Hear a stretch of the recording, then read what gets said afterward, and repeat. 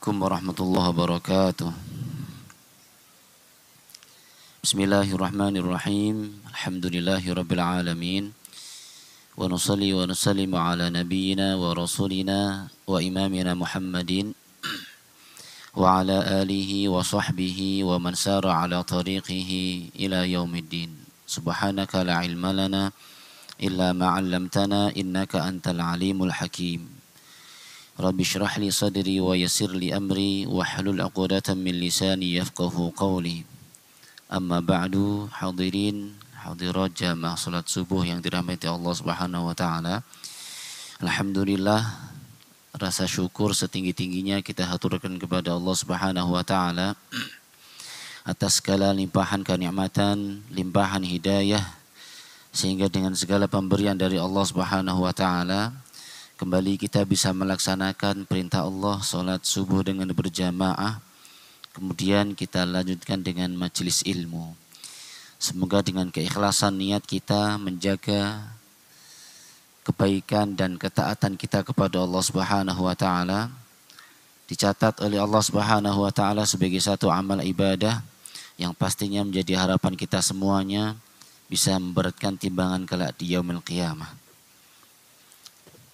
Salawat beserta salam tidak lupa kita haturkan kepada Rasulullah sallallahu alaihi wasallam yang sama-sama kita nantikan syafaatnya kelak di yaumil qiyamah. Semoga kita semua yang hadir di dalam majelis ini menjadi satu di antara ribuan bahkan jutaan umat Rasulullah sallallahu alaihi wasallam yang nantinya di hari kiamat mendapatkan syafaatnya. Amin ya rabbal alamin. Bapak Ibu hadirin jamaah yang dirahmati Allah Subhanahu wa taala. Kembali kita akan melanjutkan pembacaan kitab Bidayatul Mujtahid wa Nihayatul Muqtasid. Di beberapa pertemuan yang lalu sudah sempat kita membahas tentang hal-hal yang berkaitan dengan sholat. Kemudian ketika lupa di dalam sholat seperti apa hukumnya. Kemudian pada kesempatan kali ini kita akan membahas tentang al-bab ats-tsalits minal jumlatir rabi'ah wa huwa fi sujudis sahwi. Tentang sujudus sahwi. Sujud yang dilaksanakan ketika kita lupa di dalam mengerjakan beberapa af'al atau aqwal di dalam sholat. Ini dibahas detail oleh para ulama karena sifat manusia ini ada yang sering lupa gitu ya. Lupakan hal yang biasa. Tetapi lupanya kita ini menjadi masalah. Kalau Rasul sallallahu alaihi wasallam pernah lupa itu kemudian menjadi hukum fikih. Rasul pernah, ya di sini ada ya, pernah suatu saat musafir, kemudian singgah di sebuah kaum, terus Rasul menjadi imam sholat di situ, baru rakaat kedua Rasul salam. Nah, harusnya sholatnya zuhur atau asar kan 4 rakaat ya siang hari. Nah, kemudian baru rakaat kedua Rasul sallallahu alaihi wasallam salam. Setelah salam ditanya oleh sahabat, ya Rasul, aqasurta shalah am nasita? Apakah engkau ini sedang mengqasar salat karena musafir? Nah, musafir itu kan boleh mengqasar salat ya. Sudah lewat lama sekali itu kiamat hari ini. Mengenai masafahnya berapa, kok bisa terjadi perbedaan masafah? Kalau kita mendengar istilah masafah itu kan berarti jarak ya. Jarak yang ditempuh oleh musafir yang diperbolehkan mengqasar salat atau membatalkan puasa. Kemudian Rasul menjawab, innama ana nasitu. Saya itu lupa. Terus berdiri lagi menyempurnakan 2 rakaat.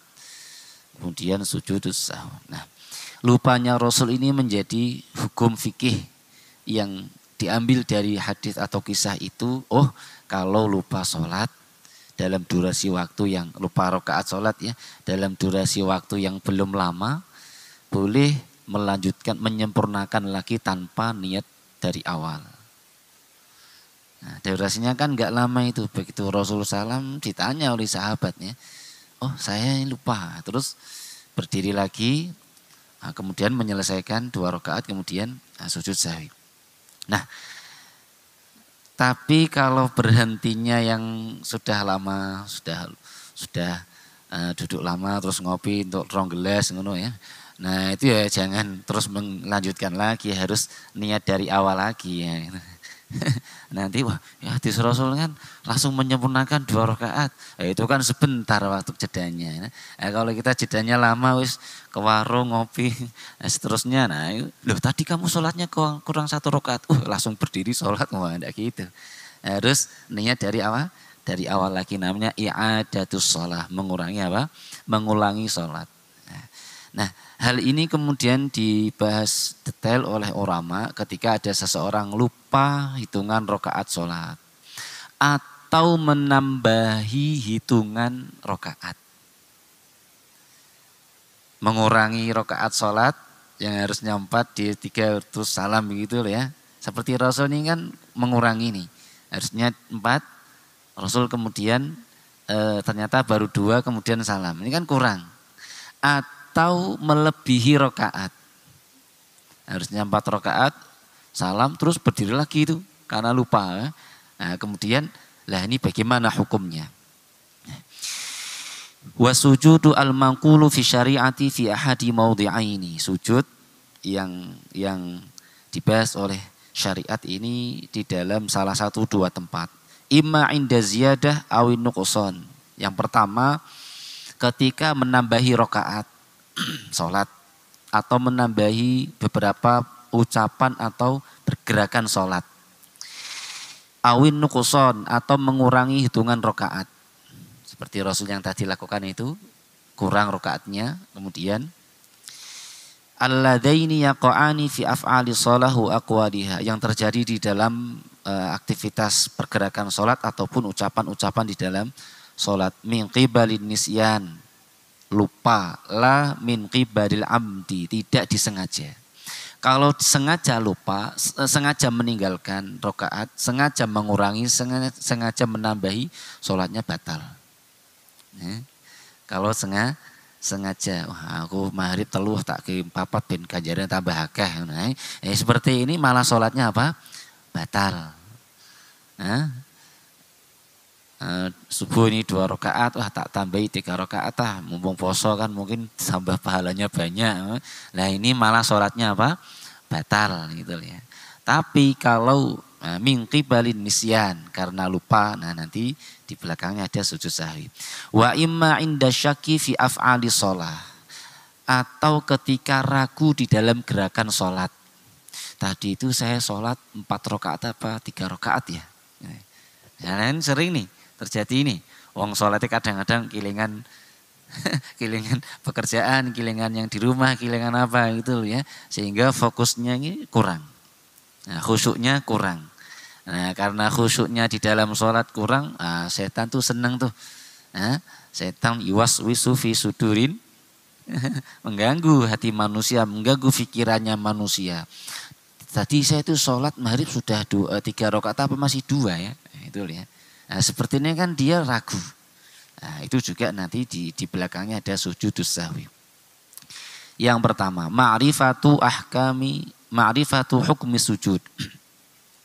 Ikhtalafu fi sujudi sahwi hal huwa fardun aw sunnatun. Ulama berbeda pendapat tentang sujudus sahwi, apakah itu hukumnya sunnah, apakah itu hukumnya fardu. Fardu dalam hal ini adalah wajib ya. Walaupun Imam Abu Hanifah memiliki 2 istilah fardu dengan wajib berbeda. Tapi selain Imam Abu Hanifah menyamakan antara istilah fardu dengan wajib.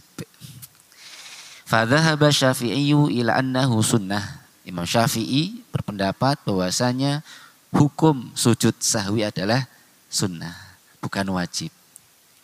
Jadi kalau tidak dilaksanakan ya tidak apa-apa. Dalam fikih Syafi'i, kalau sholat subuh kan ada kunutnya tuh. Nah, kalau dia lupa kunut di dalam sholat subuh, di dalam fikih Syafi'i pun sujud sahwi dan itu hukumnya sunnah, bukan wajib lagi gitu loh. Paham ya? Nah, dalam fikih Syafi'i. Dalam fikih yang lainnya karena kunut subuh tidak sunnah, maka apalagi tidak sunnah, tidak perlu sujud sahwi itu ya. Lawang yang menganggap sunnah saja disunahkan sujud sahwi ketika lupa, bukan wajib. Nah, Syafi'i mengatakan bahwasanya sujud sahwi hukumnya sunnah bukan wajib. Wa dhahaba Abu Hanifah ila annahu fardun. Imam Abu Hanifah mengatakan bahwa sujud sahwi hukumnya fardu. Jadi kalau kita lupa rokaat, kita menambahi rokaat karena lupa, mengurangi rokaat karena lupa. Misalnya, nah seperti ini wajib sujud sahwi inda Abi Hanifah. Menurut Imam Abu Hanifah. Wa farraqa Malikun. Nah, ini Imam Malik ini ja'a bitafsil, kemudian memperinci antara baina sujudin lisahwi fil afal wa baina sujudin lisahwi fil aqwal. Imam Malik membedakan itu kalau dia lupa dalam gerakan sholat dengan kalau dia lupa dalam ucapan sholat. Nah, dibedakan. Imam Malik mengatakan wa anhu anna sujudas sahwi lin faqala sujudus sahwi alladhi yakunu lil afali naqisah wajibun. Imam Malik mengatakan kalau sujud sahwi dari gerakan-gerakan sholat yang kurang maka hukumnya wajib. Wa huwa indahu min syuruti shalah. Wa anhu anna sujudas sahwi linuqsani wajibun wa sujudiz ziyadati mandubun. Kalau sujud sahwi dilakukan ketika dia menambahi rakaat sholat maka hukumnya sunnah. Tapi kalau dilakukan karena mengurangi rakaat sholat tidak sengaja lupa gitu ya, nah, maka hukumnya wajib. Nah, jadi paling tidak dari 3 qaul ini bisa kita ambil kesimpulan hukum sujud sahwi itu sendiri. Yang pertama adalah sunnah inda Imam Syafi'i.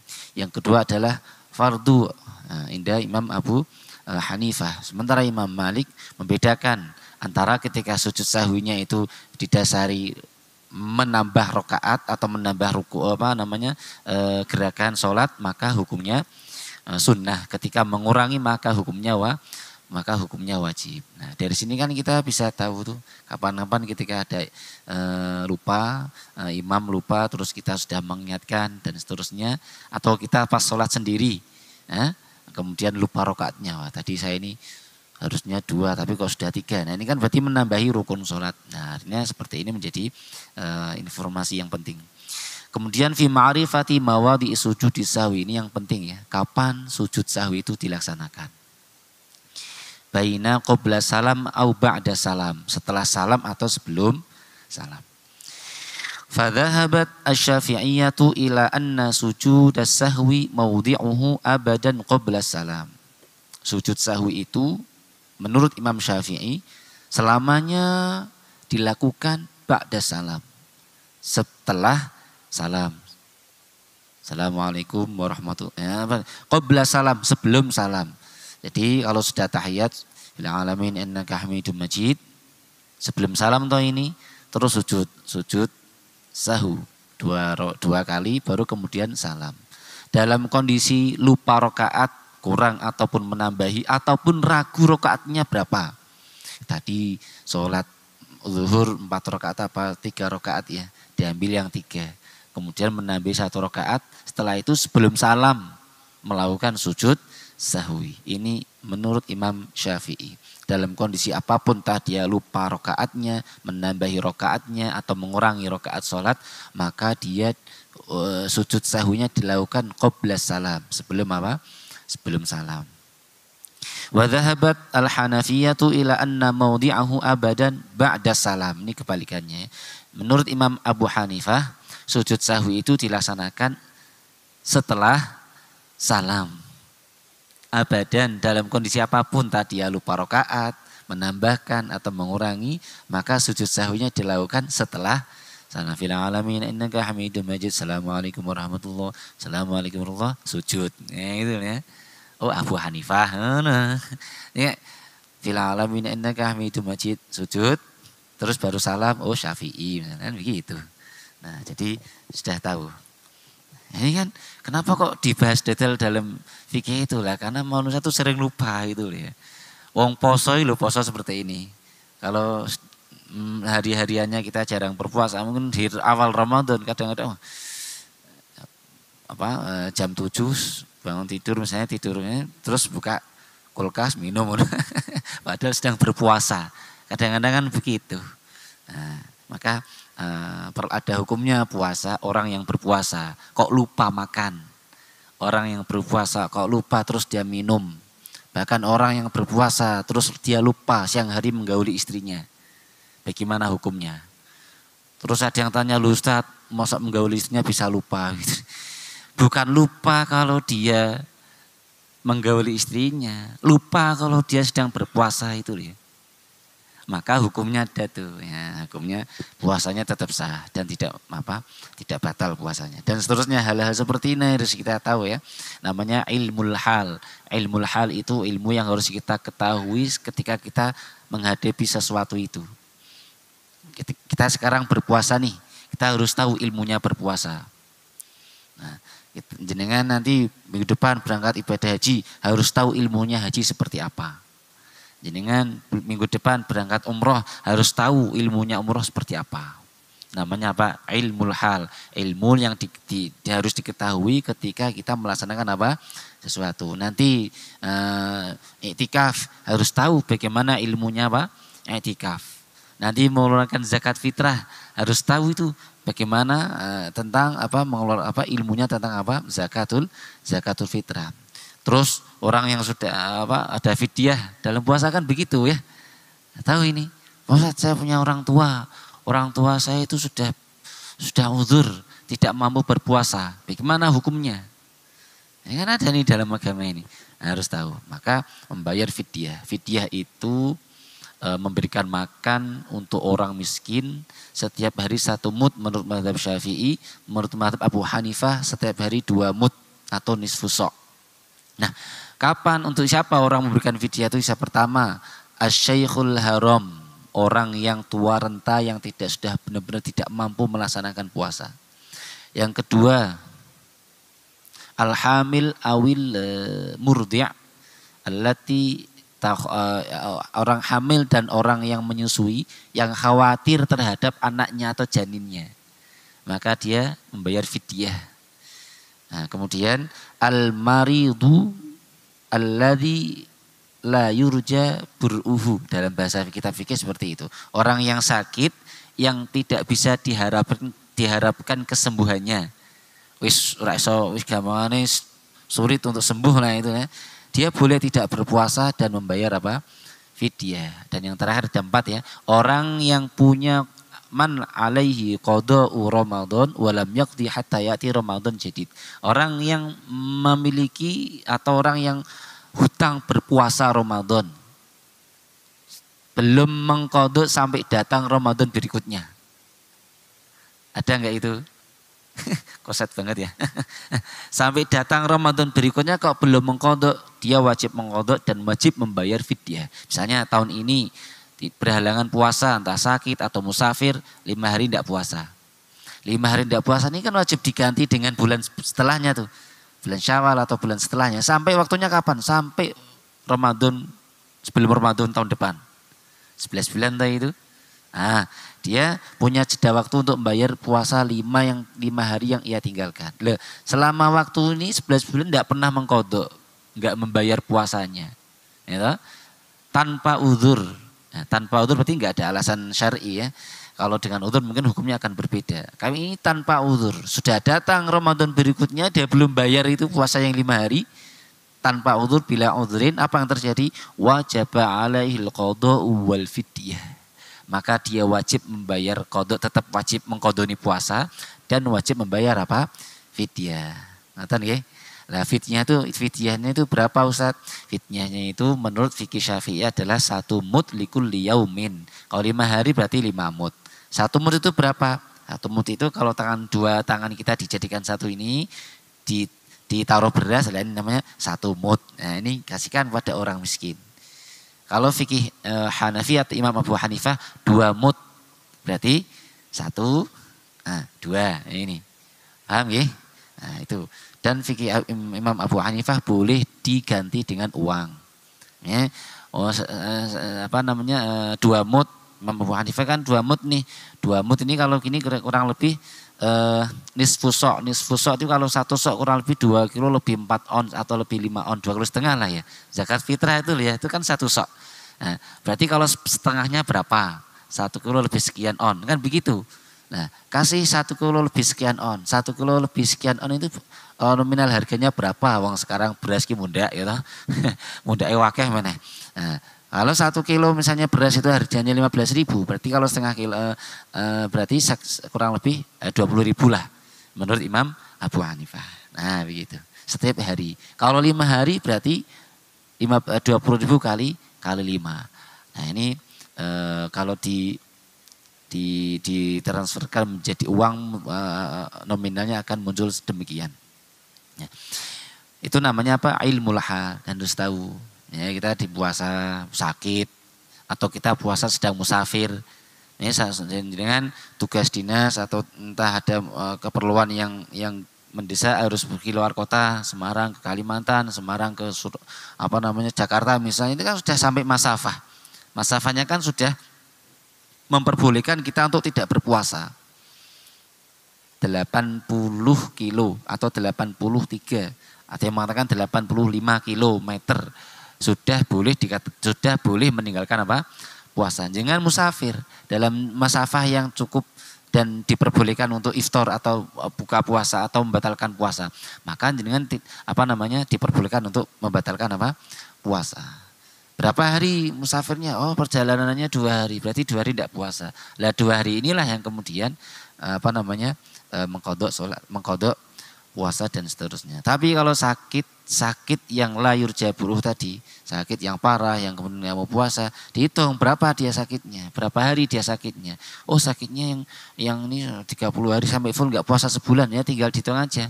30 hari kali 1 mud atau 2 mud tadi. Nah, itu yang kemudian dibayarkan fidyahnya. Perempuan yang hamil atau yang murdi, menyusui, atau yang dia hamil, dia khawatir nanti kalau dia puasa nggak ada asupan nutrisi dan vitamin untuk tubuhnya, anaknya menjadi stunting atau apalah dan seterusnya, dia khawatir toh ini, maka dia membayar fidyah dan seterusnya. Wa dhahabat al-Hanafiyatu ila anna mawdi'ahu abadan ba'da salam. Imam Abu Hanifah berpendapat bahwasanya sujud sahwi dilakukan setelah Setelah salam. Wa farraqat Malikiyatu faqalat in kana sujudu linuqsanin kana qabla salam. Imam Malik membedakan kalau sujudnya itu karena dia lupa mengurangi hitungan rakaat salat, maka dilakukan qabla salam, sebelum salam. Wa in kana li ziyadatin, tapi kalau lupa karena menambah rakaat, maka dilakukan ba'da salam. Beda atau ini, kalau ngurangi rakaat sholat dilakukan sujudnya sebelum salam, kalau menambahi rakaat sholat maka dilakukan setelah salam. Nah, tinggal jenengan lupanya itu menambahi rukunnya atau mengurangi rukunnya. Kalau menambahi berarti dilakukan setelah salam menurut Imam Malik. Kalau lupanya itu mengurangi maka dilakukan sebelum salam. Saya kira itu. Kemudian fi ma'rifatil aqwal wal afal alladhi yusjadu laha. Sekarang ini mau kita mempelajari tentang yang perkara-perkara ucapan-ucapan ataupun gerakan-gerakan yang kalau kita lupa itu kita sujud sahwi. Saya kira ini kembali kepada pendapat para imam madzhab masing-masing ya. Contoh tadi di awal kami jelaskan, Imam Syafi'i misalnya ada kunut sunnah. Sunut menurut Imam Syafi'i sunnah, kalau dia lupa mengerjakan kunut disunahkan sujud sahwi. Imam Abu Hanifah dan Imam Hambali, oh kunut kan enggak sunnah, berarti dia enggak perlu sujud sahwi itu ya. Jadi letak sujud sahwinya itu gerakan-gerakan apa yang ketika ditinggalkan dia wajib sujud sahwi atau sunnah sujud sahwi tergantung terhadap pendapat-pendapat ulama tentang rukun di dalam sholat itu sendiri. Nah, ngoten. Kemudian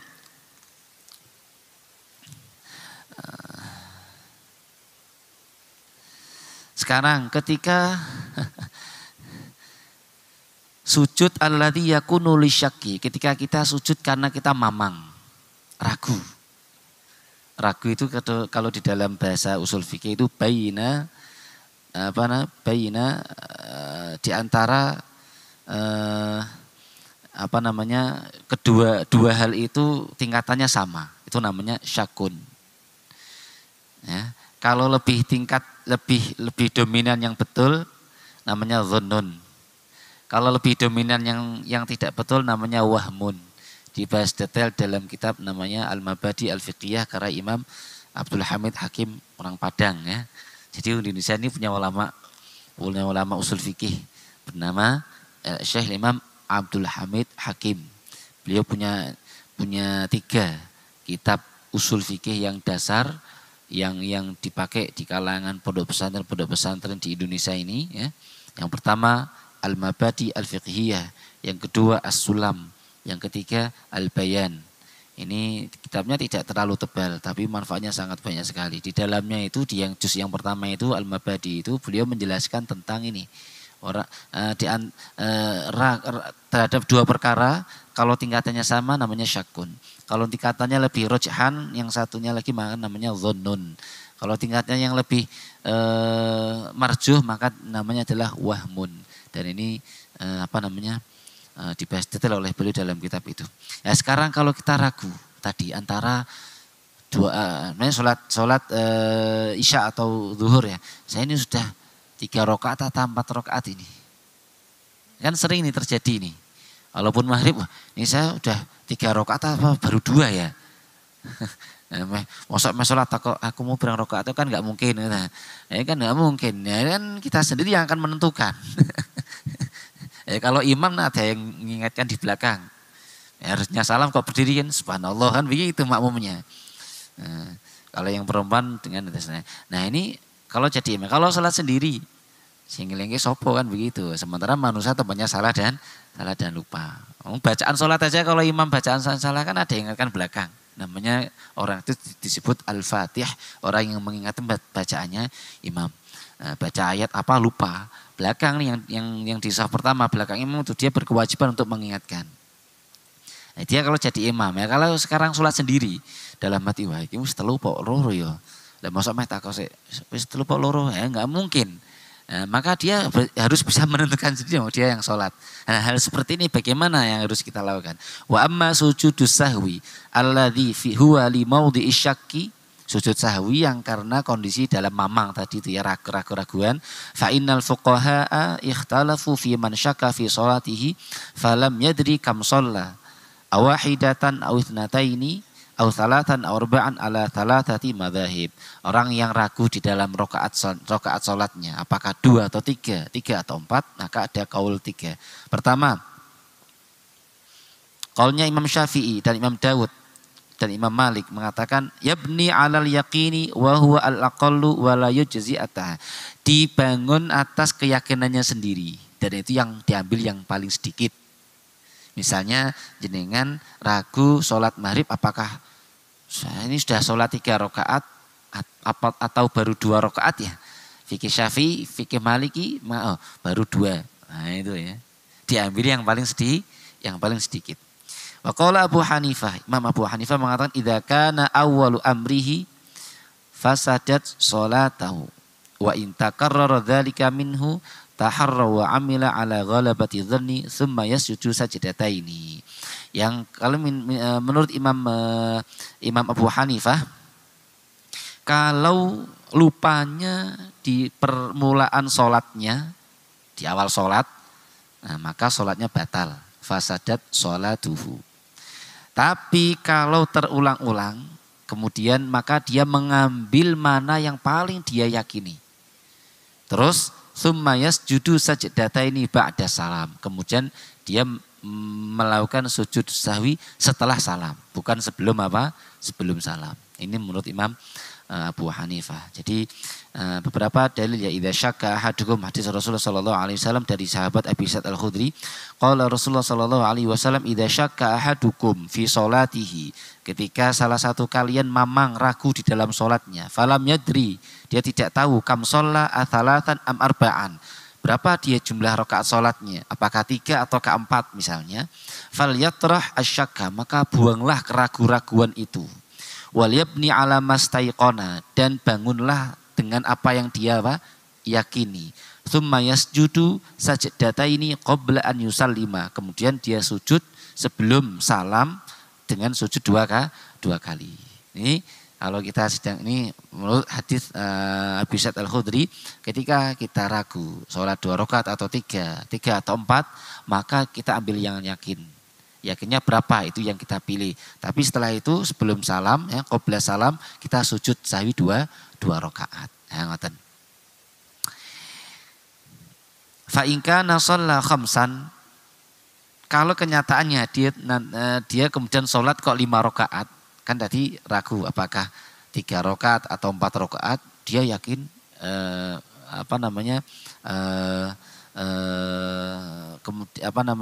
ditambah dengan satu rakaat. Saya belum sempurna nih rakaatnya, tambah 1 lagi. Loh kok jumlahnya kok jadi 5? Maka fa in kana shalla khamsan syafa'na lahu sholatahu. Maka kalau dia kenyataannya kok sholatnya 5 rakaat, maka sholatnya tetap tetap sah. Wa in kana shalla itmaman li arba'in kanat targhiman li syaitan. Maka ketika benar-benar sholatnya kok benar 4 rakaat itu, nah maka ini menjadi tameng kita ketika syaitan ketika menggoda, itu kan yang masukkan was-was kan syaitan. Ketika Allahu Akbar 4 atau 5, 4 yakin 4. Wah, syaitan sudah kalah itu. Mau menggoda kita dengan keraguan-raguan dalam pikiran kita tepis, wah syaitan kita kalahkan. Ya. Hadis yang kedua, hadis Ibnu Mas'ud anna Nabi sallallahu alaihi wasallam qala, Nabi berkatakan, idza saha ahadukum, ketika salah satu di antara kalian lupa fi sholatihi, di dalam sholatnya, falyataharra, maka semangatlah wal yasjud sajdataini, maka sujudlah dengan dua sujud. Wa fi riwayatin, dalam riwayat yang lainnya, fal yanzur ahra dzalika ila sawab, maka lihatlah mana yang dominan benar yang mana, antara 3 atau 4, antara 2 atau 3, mana yang di atas keyakinan yang mana. Oh 3, ya sudah itu yang diambil. Oh sudah 4, ya sudah terus salam, gitu ya. Kemudian tsummal yusallim tsummal yasjud sajdatai sahwi, kemudian sujud dua walaupun dia ragu tadi 2 atau 3 atau 4, salam atau sebelum salam dia sujud sahwi. Itu hadis yang kedua. Hadis yang ketiga, hadits Abi Hurairah. Kharajahu Malikun wal Bukhari anna Rasulullah sallallahu alaihi wasallam qala inna ahadakum, setengah di antara kalian, idza qama, ketika berdiri, yusolli ja'ahu syaitan, ketika ada orang ingin sholat itu syaitan datang. Falabbasa alaihi, kemudian syaitan itu mengganggu, talbis, mengganggu pikiran manusia. Maka Imam Ibnul Jauzi punya kitab khusus tentang talbisu iblis. Ini kitab yang sangat masyhur sekali ini ya. Masyhur sekali kitab ini karya Imam Jauzi. Karena iblis itu pasti, syaitan itu tidak tenang ketika melihat orang yang bertaat kepada Allah. Ono we mesti lakoke. Dia akan selalu menggoda orang yang taat kepada Allah. Itu rumusnya iblis atau syaitan. Falabbasa alaihi hatta la yadri kam shalla, maka iblis itu datang untuk mengganggu dia, memasukkan keraguan-raguan ke dalam orang yang sedang sholat itu. Fa idza wajada dzalika, ketika ditemukan seperti itu, fal yasjud sajdataini tsumma wa huwa jalisun, kemudian sujudlah dengan dua kali sujud, dan dia dalam keadaan duduk. Nah ini dalam rangka kita mengcover, kita menepis godaan syaitan itu yang mengganggu kita tentang rakaat sholat kita.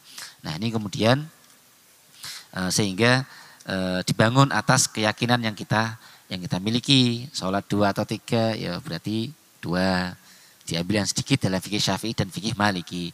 Nah, kemudian 3 atau 4 diambilnya 3. Nanti setelah atau sebelum salam, monggo kalau Syafi'i berarti sebelum salam, kalau Hanafi berarti setelah salam, kemudian sujud 2 rakaat. Sujud dua kali.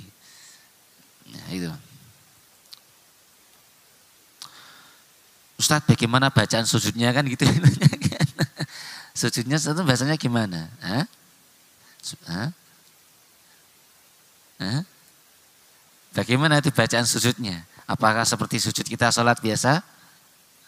Subhanalladzi la yanamu wala yashu. Itu bacaan sujudnya. Subhanalladzi la yanamu wala yashu. Walaupun tetap ya ada tumaninahnya. Seperti kita sujud biasa itu ya. Posisinya tadi sifatnya belum saya jelaskan. Sifatnya seperti sujud biasa. Nah, sifatu sujud sahwi. Sifatnya seperti sujud biasa. Ya 7 anggota ini menyentuh apa?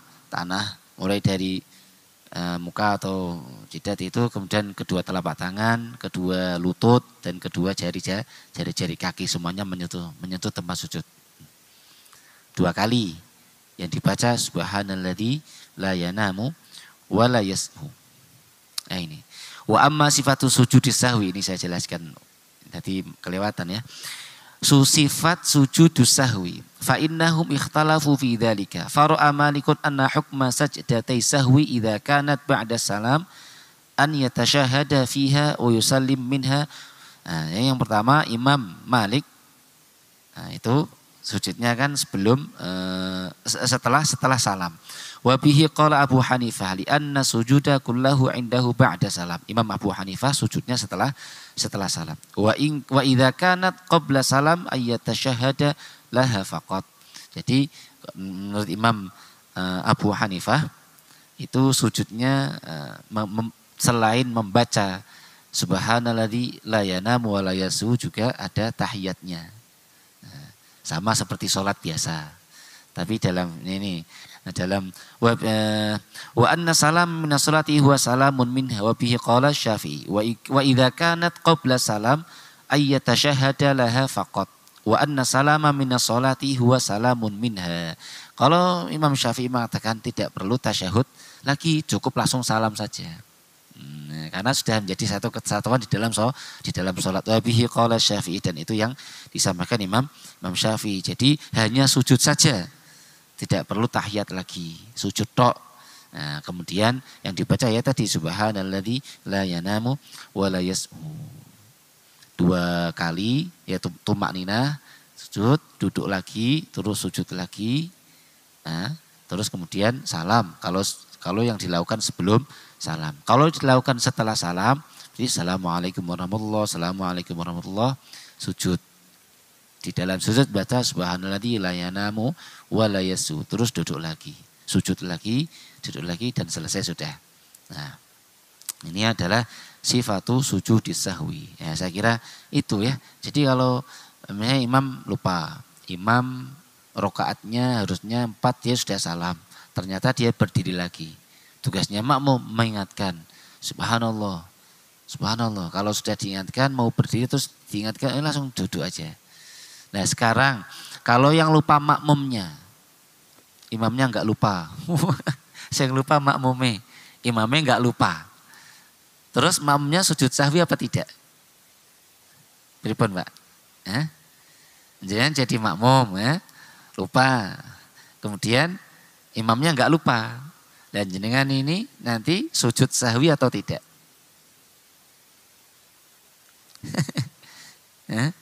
Makmum ketika lupa dan dia sedang berjamaah dengan imam kok dia lupa, maka tidak perlu sujud sahwi. Kenapa? Karena sudah ditanggung dengan imam. Imam itu kan menanggung makmum semuanya, ya.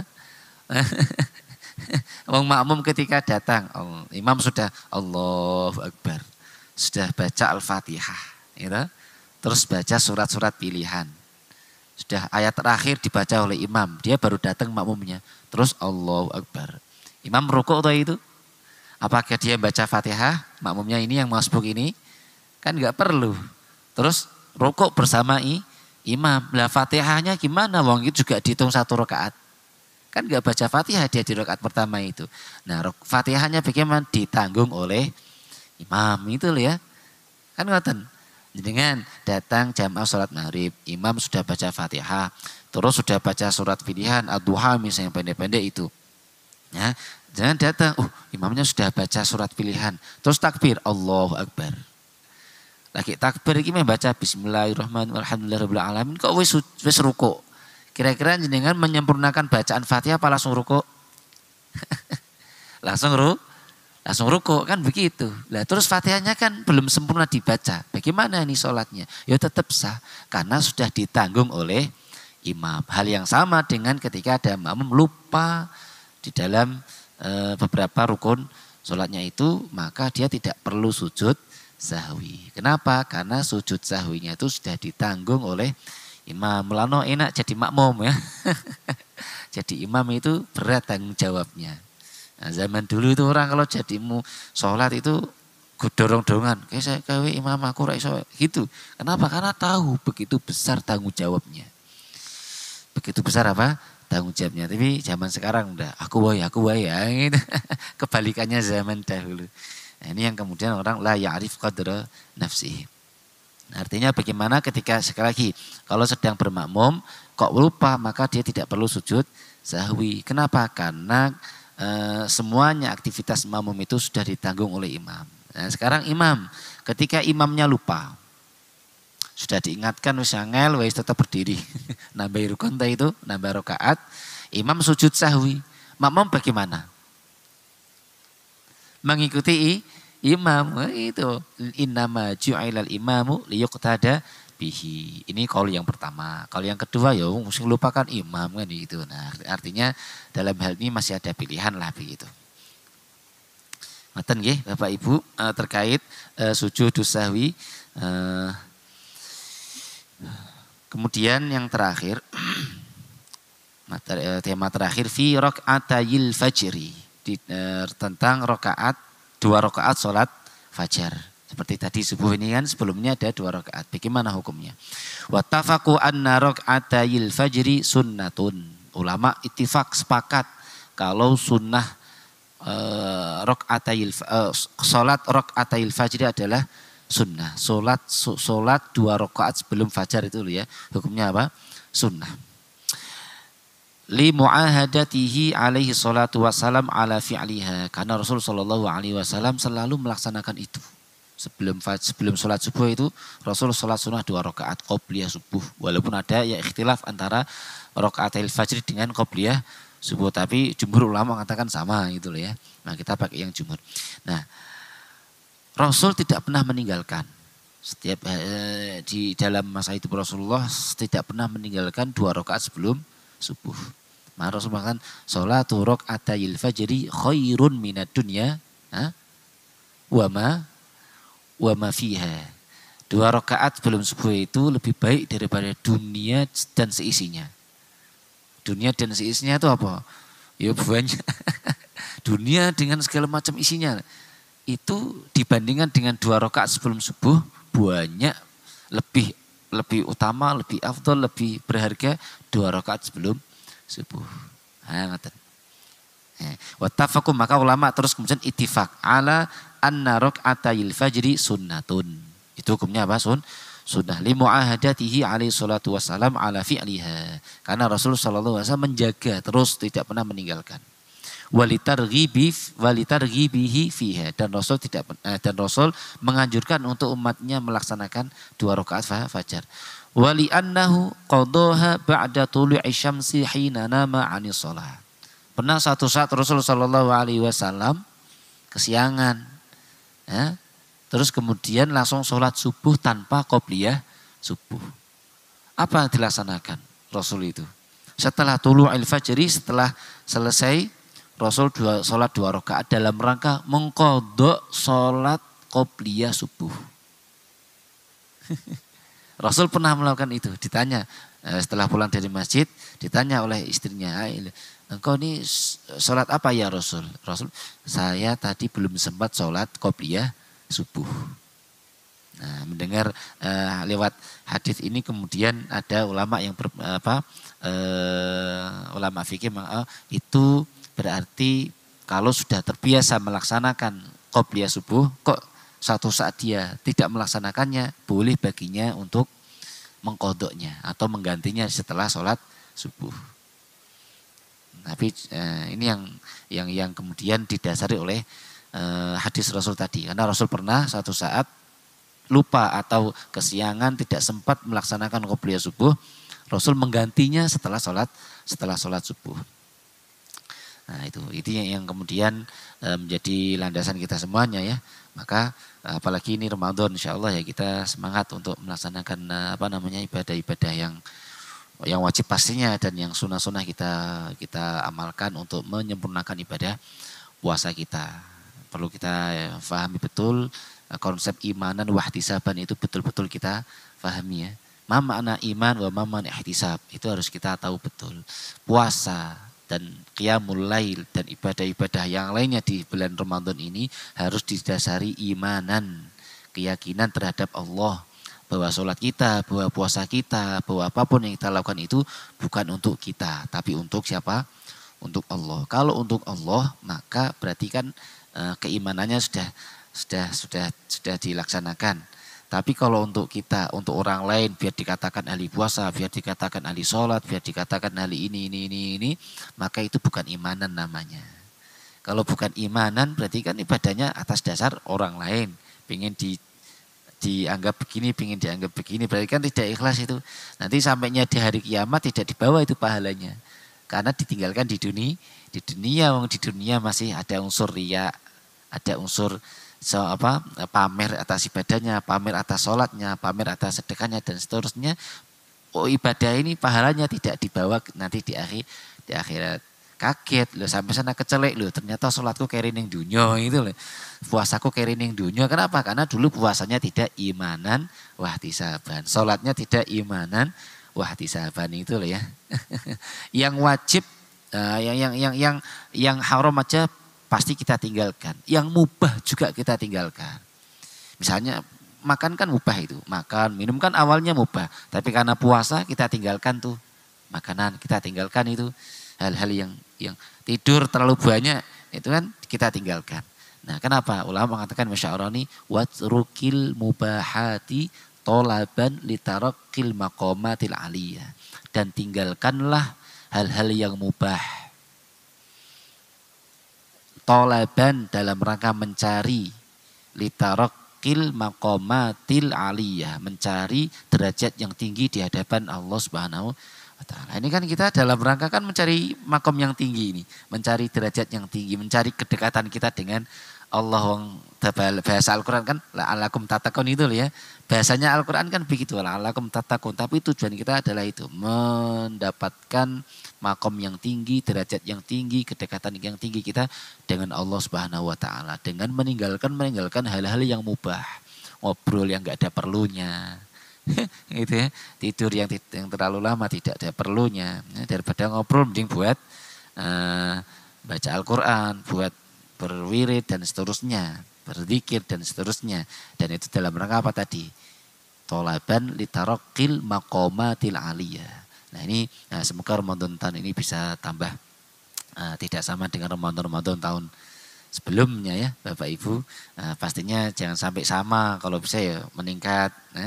Apalagi nanti kalau datang 10 terakhir itu kan dalam bahasa hadis kana Rasulullah sallallahu alaihi wasallam idza dakhala al-ashr awakhir syaddal mi'zaruhu wa iqadha ahlahu wa ahya lailahu.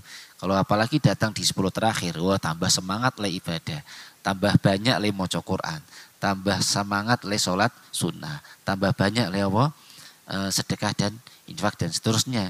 Nah, karena di hari-hari itu ada Lailatul Qadar yang di dalam Al-Quran banyak sekali disebutkan dan hadis banyak sekali menyebutkan tentang fadilah atau keutamaan malam Qadar itu. Nah, ini yang bisa kita pelajari pada pagi hari ini, semoga bermanfaat. Kita tutup bersama-sama dengan doa kafaratul majlis. Subhanakallahumma bihamdika asyhadu an la ilaha illa anta astaghfiruka wa atubu ilaik. Assalamualaikum warahmatullahi wabarakatuh.